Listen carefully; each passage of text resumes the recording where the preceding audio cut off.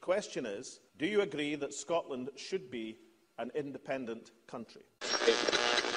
For me, the principle that we work best when we work together.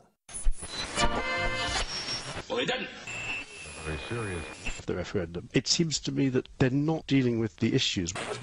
Hello, this is Scottish Independence podcast number 71, and this time the guest is Craig Murray. Craig is a former ambassador to Uzbekistan for the United Kingdom, but also held positions for the Foreign Office in the EU and in various places in Africa. He's a very interesting career, and he resigned his position as ambassador in protest at what he saw as the collusion of the British government in torture. Therefore, he's a man who's had a lot of experience working in and around government circles and brings a very interesting perspective to the debate. Apart from that, here's my usual appeal that you try to tell as many people about these podcasts and try and get the information out to as many people as possible. One tiny little thing before we go to the conversation is that I did use the word Greg instead of Grieg on purpose because I knew the story he was about to tell. So, we'll just go straight to the conversation. I'll speak to you next time. Hi, Craig, how's it going? Oh, not bad, thanks. Not bad at all. It's great to have you on the podcast. I contacted you a while back, but you've been around and about, haven't you? You've been in Africa. What were you doing there? Yeah, I do some consultancy work for African governments, basically, on development and on maritime boundaries, looking at some maritime boundary disputes in the West Africa region. And do you think there's going to be maritime boundary disputes after an independent Scotland? I've seen recently that the SNP want to take the borders back to the pre-1999 when Blair shifted it, hoping nobody would notice. Yeah, but that was absolutely astonishing because it was literally done the evening before the start of the Scottish Parliament. And the very day before the inauguration, they pushed through in Westminster an order in council that changed Scotland's maritime boundary with England and annexed 6,000 square miles of Scottish waters into England. And the maritime boundary with England now runs to the same latitude north as Arbroath, which is absolutely astonishing. How easy will it be to get that back? Well, you'd start off by doing a bilateral negotiation with England. It's going to have to, because Scotland and England will be separate countries, or Scotland and Weenie, as I used to like to call it, Wales, England and Northern Ireland, will be separate countries. So we'll need to do a boundary negotiation. If that fails, we'll need to go to the tribunal in Hamburg for the law of the sea or to the International Court of Justice. But I actually negotiated the UK's continental boundaries. I negotiated personally the boundary between the Shetlands and the Faroes. I negotiated the boundary between France and Channel Islands. I negotiated the boundary with Belgium, and I did the end of the UK-Ireland continental shelf negotiation. One thing I can say for sure is that the boundary drawn by Blair wouldn't survive any international judgment. And technically, it's a matter of correcting the straight baselines across the Firth, the Forth, and the Murray Firth and the Tay estuary. So it should be something that they won't have too many problems. Do you think it'll be a bargaining chip in independence negotiations, possibly? Well, I think that undoubtedly it was done by Blair and Dewar to mess up the chance of independence. It already is a bargaining chip. That's why they did it in the first place, to disadvantage Scotland in that way. It's one thing that absolutely infuriates me, which is the deference always paid to Donald Dewar when he connived in so much of Scotland's maritime territory being taken away from it. Yeah, it's not a story you hear about him very often when they talk about the great statesman and the father of the nation, which I think, there's much to be respected with Donald Dewar, but I think father of the nation's possibly a bit much. I don't think there's that much to be respected. Oh, okay. So if we move it abroad a little bit, because one of the things I've wanted to ask you for a long time is the idea that keeps coming up in the campaign that Great Britain is a force for good in the world. We hear this from the Better Together campaign. Now, obviously, there's things like Iraq and Afghanistan where people can respond very quickly and say that Britain's simply not a force for good in the world. But, I mean, you've got so much experience of other things going on around the world. On balance, do you think Britain is a force for good or a force for bad? I think, unfortunately, Britain is no longer a force for good.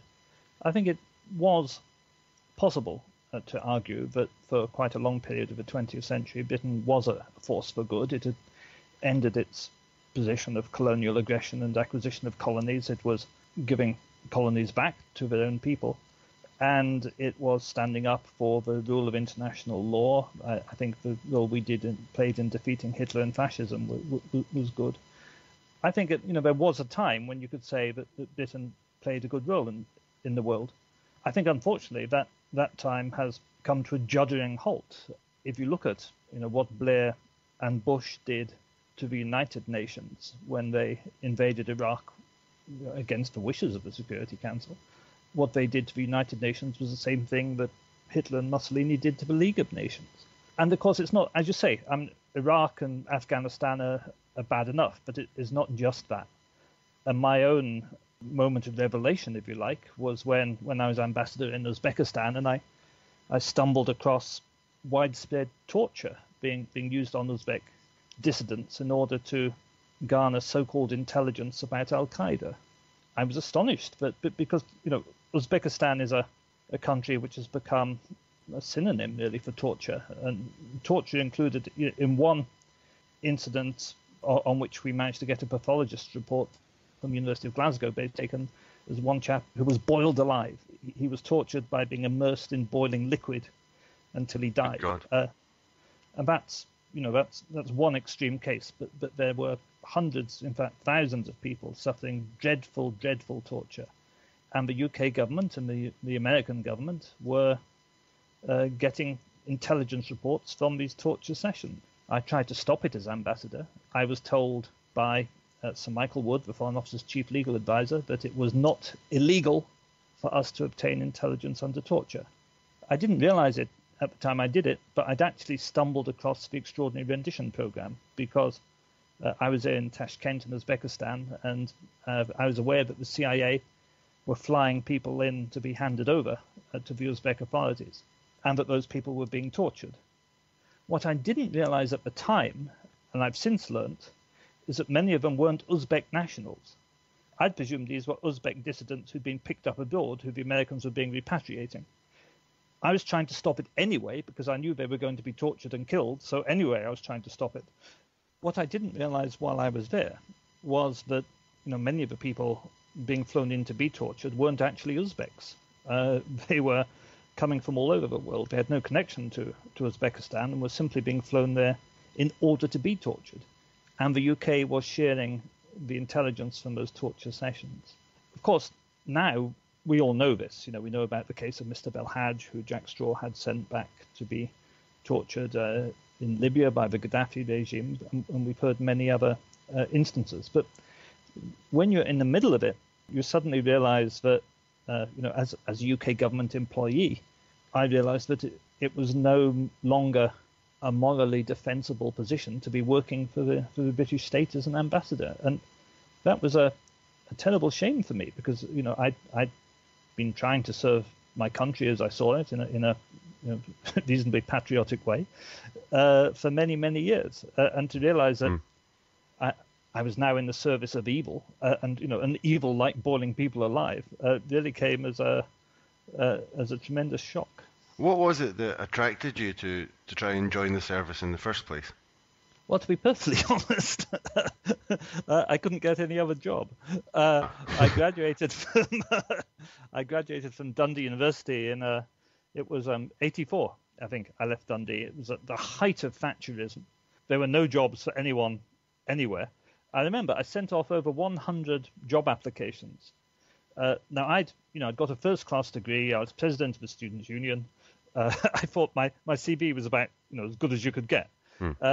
I sent out 100 job applications. I only got one single reply, which said no. Everyone else, over 100 companies, didn't even bother to respond because the job market was so bad. There were thousands of people applying for every job. So I think Cameron's trying to bring back that part of Thatcherism. Well, I think they are. Well, but they've pretty well succeeded for young people. I think I wouldn't find it that different if I left university today, possibly.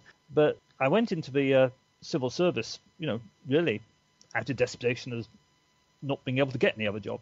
I sat the civil service exams, and I'd never really given it any real thought. I got through the fast stream exams. It was only at the final stage, at the final selection board, you had to choose what government department you wanted to be in. And I chose the diplomatic service because it sounded more glamorous. I was worried that if I joined the Department of Health and Social Security, nobody would want to speak to me at parties. So if I were to pretend I had a lifelong vacation for diplomacy, I would be lying. Often in life, things happen to you as you go through life, rather than you always steering the course you take. And that was how I ended up in the Foreign Office. So it wasn't a moral mission to civilise the world in the Great British Empire? No, it wasn't. I had always had an interest in foreign affairs. I was a member of the anti-apartheid movement and the Friends of Palestine and all those kind of things at university. So it wasn't that I had no interest, but I'd never actually thought of it as a career. So there's the war on terror side of what Britain does abroad, but there's also DFID, the Department for International Development, which is often heralded by the Liberal Conservative government as a kind of, fluffy, light-hearted thing that's going around the world doing enormous amounts of good. I know that some of the things they do are of great use, but I'm not convinced that every activity of DFID is quite as squeaky clean as people like to make out. No, by and large, it's well motivated. I mean, the Conservatives in particular, but even within DFID, there's this mantra that security is essential for development. And once you accept security is essential for development, then you have a path into spending DFID money on security. And so that there is a certain amount which goes into that vast military-industrial security complex that we're all paying so much for. Mostly, for the most part, DFID is a well-intentioned organisation. My own view is, sadly, having spent most of my career in Africa, that the amount of actual good it does, however good its intentions are quite limited. And in particular, it's not very realistic about the extent of corruption. And as most of its funds are nowadays disbursed as straight grants to government rather than for individual DFID-run projects, it's in many ways just fueling the amount of cash available for corruption. I'm extremely sorry to say that because it sounds very cynical and sounds quite right-wing, but it's my own direct and personal experience of it. In the case of an independent Scotland, what could an independent Scotland do better in the terms of international development and foreign policy and having a rather different attitude to it? I'm sure that some of this comes simply with not doing some of the things that the UK does, particularly in the war. I mean, that's an improvement. But what would you like to see? Oh, but there's a huge amount that an independent Scotland could do. You may be surprised to know that the country which participates in more UN peacekeeping missions than any other country, and has done for a couple of decades, is Ghana. Ghana has more troops in more contingents of UN peacekeeping forces around the world, and has done for many, many years. And that's a role I'd very much like Scotland to play. The UN is always needing good, well-disciplined infantry units in particular, for various peacekeeping situations around the world, and the UN has enormous difficulty in getting the troops it needs of the right quality to carry out its tasks, because countries want those troops for their own purposes. And in the case of the UK, they want them to be in Afghanistan or Iraq or wherever it is that the swivel-eyed people have decided to invade at the time. A Scotland which had defence forces which were configured for defence as opposed to for attack. And that Scotland, with its great military traditions, would be able to do an awful lot in UN peacekeeping, and that would be extremely welcome. As Ireland actually does also at the moment, but not on the scale of somewhere like Ghana. And I give Ghana as an example just to show that to be extremely useful in the world, you don't have to be a nuclear power possessing superpower. There's also a very great deal we can do with Scotland's intellectual traditions and legal traditions to contribute to the rule of international law, development of international law in the various UN and judicial fora. So for me, I see a very exciting role for Scotland post-independence. People are going to be very interested in Scotland and what this new country has to say. And I think there's plenty we can say, and we can play a very positive role indeed. Would that role be inside or outside of the European Union? Because I believe you've been looking into what difficulties there may or may not be about Scotland entering in the EU.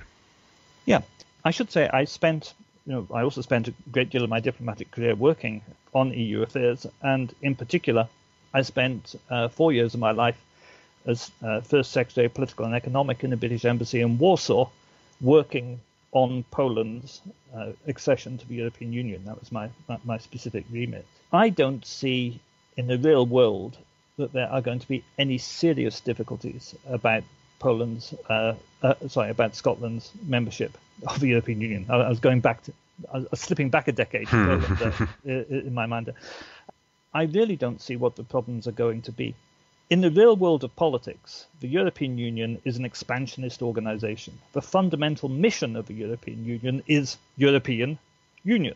It has a pan-European philosophy. It has never forced anybody to leave. And if you look at the most recent integrations, for example, which were Romania and Bulgaria, now the truth is that the set of regulations regarding governance, finance, economy, and numerous other areas to which you have to adhere in order to become a member. It's known as the acquis communautaire. The truth is, Romania and Bulgaria nowhere near met the standard. They didn't, particularly not on governance, corruption, and in all kinds of ways. Romania and Bulgaria did not meet the standard, but they were admitted anyway because the European Union was extremely keen to get them in as part of its expansionist philosophy. Scotland already meets the acquis communautaire. We meet the standards because we've been meeting the standards for 20 years. So all the laws that are necessary we've already got in place. Precisely that.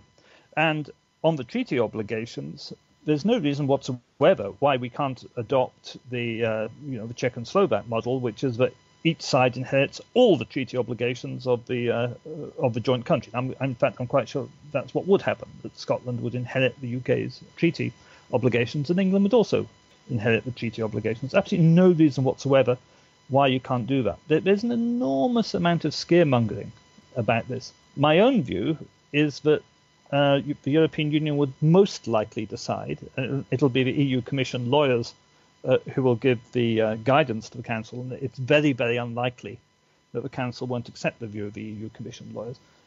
My view is that they'll most likely say that Scotland doesn't have to reapply, that it's a continuing membership. If it were to be a reapplication, I think that they would be able to do it so that the reapplication is accepted and received on the same day, that Scotland would formally reapply the day it came into existence and be accepted that day. I don't think there is any chance whatsoever that the European Union is going to force Scotland out of it, even for a moment. So is Barroso essentially a windbag? Barroso is anyway a loose cannon. I recall, I was telling you about my time in Uzbekistan. President Karimov of Uzbekistan is one of the worst dictators in the world, and undoubtedly you have to look at somewhere like North Korea before you find more of a pariah state than Uzbekistan. And Barroso decided a couple of years ago to invite President Karimov of Uzbekistan to pay a formal visit to the European Union. Absolutely everybody was horrified. I phoned Baroness Ashton, the EU foreign policy chief, spoke to her personally, and she flatly denied she had anything to do with it. And her private secretary phoned me up afterwards and said that, you do realise Barroso's just done this himself. He hasn't consulted anybody at all, and he really is a bit nuts. and that's Barroso for you. And Barroso's anyway a non-entity. Goodness knows how he got into that job. People say he was angling for the NATO job with some of these speeches. That's quite possible. I wouldn't be surprised. I think also he's helping. There's no doubt whatsoever that there are countries which wish to try to discourage Scottish independence by sounding unpleasant about it. Do you think it's true that conversely, there are some that would quite like it. I mean, it surprises me a little bit sometimes to see supporters of Scottish independence retweeting sort of Russia Today stuff and press TV from Iran. I mean, although the BBC is pretty much the mouthpiece of the British state, Russia Today or Press TV in Iran are the mouthpieces of those states. It shouldn't really come as a surprise to see that some of the countries that don't like Britain particularly are supporting Scottish independence, but some that do are against it. I don't know. Well, I think one important point to make is that thanks to things like the Iraq War, the Afghanistan War, and extraordinary rendition, the number of countries that don't like the United Kingdom is in fact very large. and I think probably most Scottish people have experienced the fact that when you're abroad, once people find out that you're Scottish, the welcome becomes an awful lot warmer than when they just thought you were British.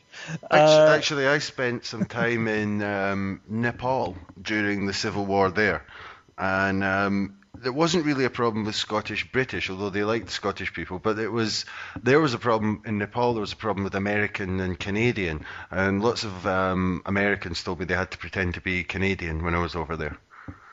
Yeah. No, well, there's no doubt that the actions, particularly of the Bush-Blair period, but if you like, the neoconservative hegemony, if I can put it that way, render the Americans and British people not especially popular. And so, but I would also say, but that aside, and popular perception aside, there's a huge amount of support for the idea of sympathy and support for the idea of Scottish independence within what you might call the European intelligentsia, if you like, the Eurocrats. You would find it difficult to discover any, certainly, within the political classes, if you like, of countries like France, Sweden, Germany, Denmark. There's a very great deal of what you might call social or cultural sympathy for Scottish nationalism. There's, it's very, very unusual to find senior European politicians who are actually against it. They're not. My experience when I was working as a diplomat in international institutions was that there's an interest in and openness to Scottish independence. It's interesting when you travel around, and I've travelled around a bit, and obviously not as much as yourself, but there's some people you meet and isn't Scotland independent already? And then there's others, and then there's another that sort of tell you, well, isn't it part of England? Yeah, no, well, that's that occasionally a problem. I don't know. I certainly in Poland, for example, I found Polish people, almost all, have a very strong and clear view of who the Scots are, who the English are, and understand the difference and the history between the two. Must have decent education, another thing that Cameron's trying to destroy. But okay, if we can move things a bit closer to home then. With the campaign here in Scotland, how do you feel it's going? I could ask you about both of them. I could ask you about Better Together and then the Yes side, how you feel it's going. So, what's been striking you about the attempts of Better Together to strike us with fear? It's been fascinating, hasn't it? It's astonished me how they keep continuing with a tactic which plainly isn't working. It's 6 months ago now that I was able to, at a meeting in Morningside, I read out a whole list of BBC headlines which contained the word independence and the word warning in the same headline. And that was obviously a deliberate BBC policy to put those two together because it was happening again and again and again and again and again. But it became plain a while back that this was backfiring because the idea that fear could be struck into the heart of Scots at the notion of having to look after themselves just plainly wasn't going to work. But they're keeping on with it. Has there been one or the other that struck you as particularly important or devious or even ridiculous? My favourite so far, I think, has been that we need to worry about what's the price of a postage stamp in an independent Scotland. Oh, one of my favourite ones was the idea that renewable energy investment will stop in an independent Scotland and renewable energy supply might drop, for which they could really come up with no serious rational explanation as to why they were putting that one out. There was also there was one on BBC the other day when they had a professor from Oxford saying that Scotland wouldn't actually get the oil, even though it's in Scotland, because that would be a bad precedent for Africa, which was an interesting and unusual argument. Some of it's just bizarre. You couldn't make it up. But how do you feel about how the mainstream media's kind of trailed along? Because you're mentioning that the BBC obviously had a strategy to put the word warning with independence. Do you feel the mainstream media's more or less just towed the line and done what they're told to save the Union? Absolutely, beyond doubt. But I think that is only a part of a much wider problem with the mainstream Union, which is that the range of views reflected by the mainstream media is so terrifically small that anything outside what I call the neoconservative establishment consensus is virtually not carried, or when it's carried, it's in order to make fun of it. So I wouldn't have expected anything else. It's appalling, and there's no doubt that the establishment feels threatened by Scottish independence. But we were always going to have to achieve independence without the mainstream media. Yeah, I don't think it should come as a surprise. But do you not think that one of the papers at least could see a commercial opportunity in coming out for yes? It obviously shows that the interests behind them, because you've always got to remember that the people who own the papers own an awful lot more than just papers, that the people behind them feel that what they stand to lose in a much wider sense in terms of power and influence and money is greater than any short-term benefit in the profitability of their newspaper. Yeah. I noticed on your blog the other day, staying on Better Together, that they might be asking everyone's favourite fluffy bunny of a chap, John Reid, to take over from Alistair Darling. Do you think this new character, who's very concessionary and always very moderate in his speech, will give a new positive, friendly outlook to Better Together? Well, I think it's it's fascinating. I mean, Scotland's a small place, and many people will know of John Reid in his youth and how he used to behave, and his persona in general.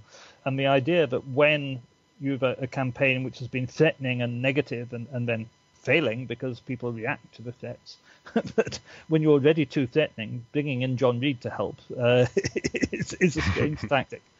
Yeah, he's not someone that is going to be particularly reassuring to people, I think. No, that's true. Okay, and to move on to the yes side, how do you feel that they've played their hand? Because, they've very much played it with the head and not the heart. And do you think that's the right idea, or is there anything else about the official yes campaign that you've noticed? Well, I should say that it does seem to be working. It's hard to criticise when, yes is closing the gap so strongly on no and are gaining well. And I think, there's been a general understanding among everyone in the yes camp, myself included, that, let's get independence. Afterwards, those of us in the yes camp within an independent country will be able to quite rightly argue our different political positions all over the place. And the people of Scotland will be able democratically to decide what kind of government we want, what kind of political future we want going forward. So what's working quite well is that you aren't getting yes people arguing about detail of what happens after independence. At the moment, we're concentrating on getting it, and I think that's worked well as well.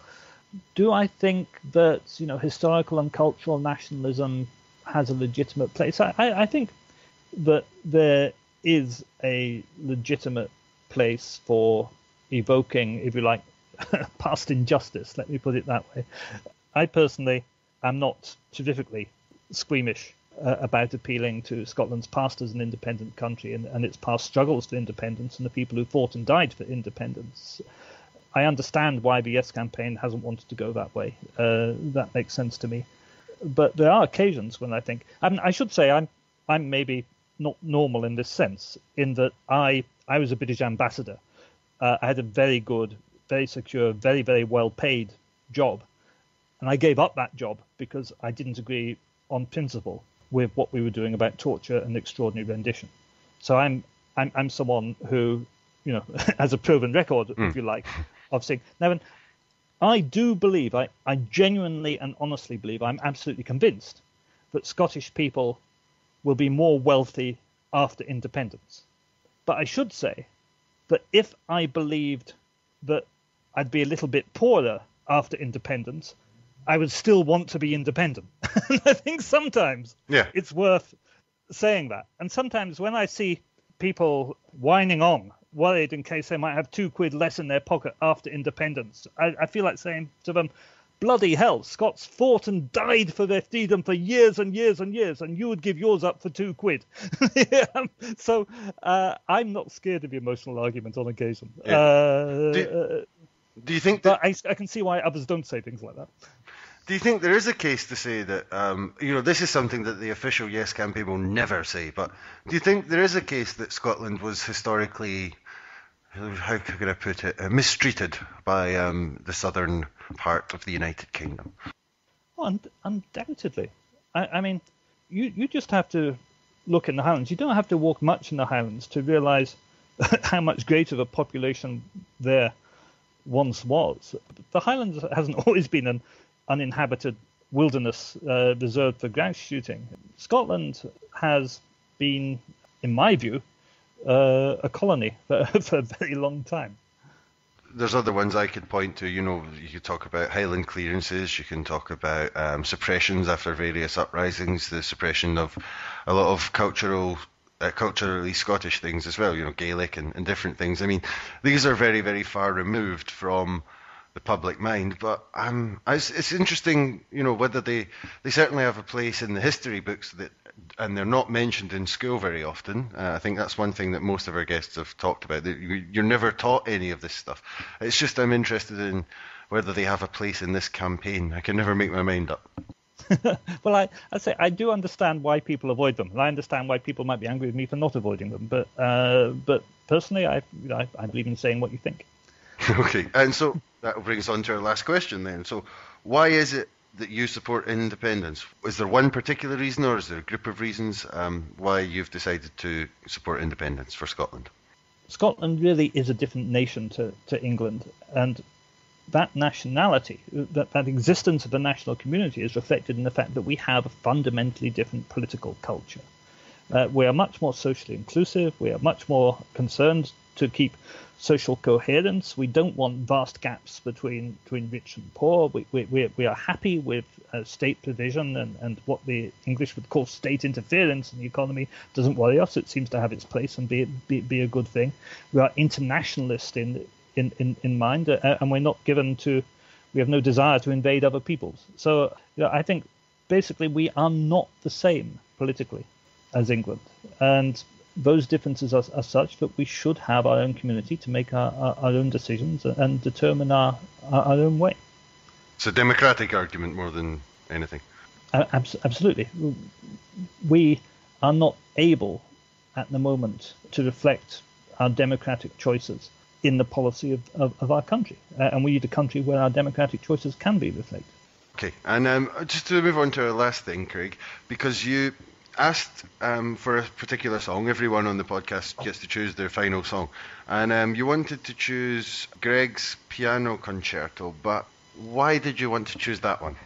Oh, as we've been talking about Scottish history, there's a Jacobite named Edward Gregg who had to flee in 1746, as so many did.